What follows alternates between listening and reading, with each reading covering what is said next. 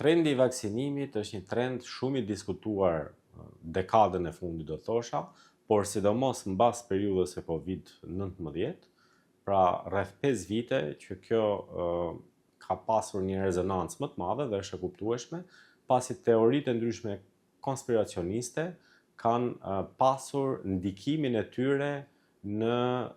vaksinimin në përgjithësi të popullatës. E vërteta është që skema e vaksinimit të fëmijëve është një skemë e cila ka një historik mbi 100 vjeçar, i cili ka pasur rezultate të jashtëzakonshme për njerëzimin. Këto rezultate së pari kanë ndikuar në 2 drejtime. Së pari zgjatjen e cilësisë të jetës, zgjatjen e jetës së individëve,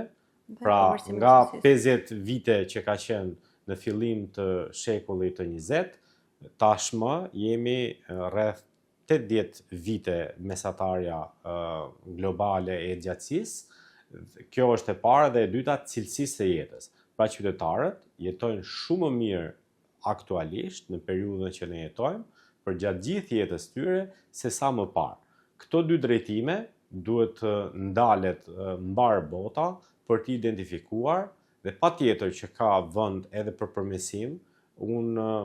mbështes të gjitha dyshimet e popullatës në raport me llojet e vaksinimeve kështu me radhë, por vaksinat klasike janë një garanci për shëndetin e fëmijëve. Dhe këto patjetër duhen promovuar, dhe shohim që më së shumti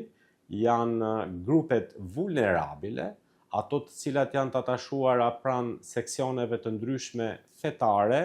të cilat nuk pranojnë vaksinat të caktuara, duke vënë në rrezik herë edhe shëndetin e fëmijëve të tyre, por ka ndoshta edhe papërgjegjshmëri nga pikpamja profesionale, sepse infermierët caktuar apo mjekët caktuar mund të suportojnë prindrit në raport me këtë çështje. Kjo është një element i cili nuk duhet lejuar dhe nuk duhet promovuar. Prindrit duhet kuptojnë që shëndeti i fëmijës tyre është shumë i rëndësishëm, dhe kjo varet edhe nga kalendari i vaksinimit, i cili është një certifikat garancie për shëndetin e fëmijës së tyre. Pa diskutim, në raportet që ata kanë me pediatrit që monitoron shëndetin e fëmijës së tyre në mënyrë ciklike, mund vendosin për të shtyrë kohën e vaksinimit në përputhje edhe me shëndetin e fëmijës, po edhe me fazat e zhvillimit të fëmijës, pasi shpesh herë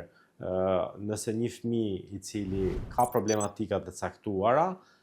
për shembull akoma nuk ka arritur të flasë kështu me radhë, disa pediatër shtyjnë periudhën e vaksinimit, por jo mos ta realizojnë atë, duke vënë rrezik edhe komunitetet caktuara, siç janë çerdhet apo kopshtet të cilët frekuentojnë fëmijët e pavaksinuar, duke u bërë shkallës kështu pastaj që në efektin domino të preken nga